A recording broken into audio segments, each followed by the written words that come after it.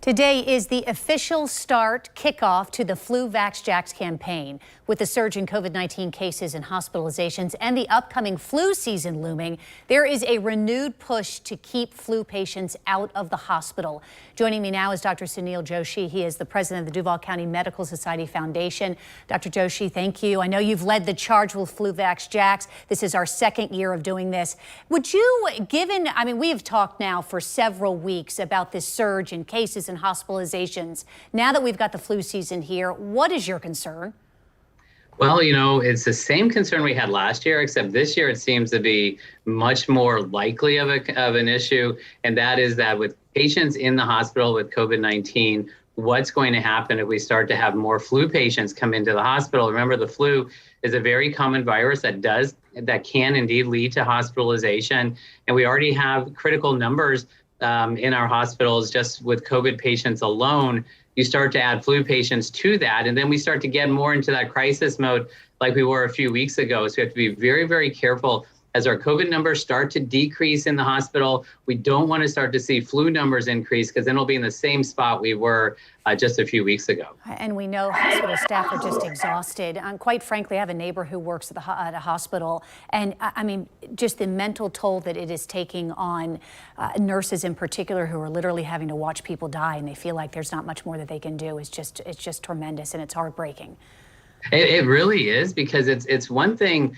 Not only is it hard to watch patients in front of you die and deteriorate from a disease that may indeed have been preventable, but also when a healthcare worker, him or herself, tests positive or gets sick, now they're out of the hospital, they're out of the working environment for 10 days. So it adds even additional stress to the healthcare workers that are left there to take care of these patients. So it's a huge trickle-down effect that affects everyone involved in healthcare. So for those who have recently been vaccinated, can they get the flu vaccine now, or do they have to wait a certain amount of time? Yes, they absolutely can. And so when we were first rolling out the COVID-19 vaccines, we were telling people to give 2 weeks between other vaccines and the COVID shot. Now we no longer are saying that. We believe that you can receive the flu shot the same day you receive your COVID-19 vaccine or booster, especially since a lot of people are now getting the booster for the COVID-19 vaccine. And this is a way to make it more convenient for you to be able to get both vaccines at the same time. So there's no reason to space them by 2 weeks like we were saying earlier in the pandemic.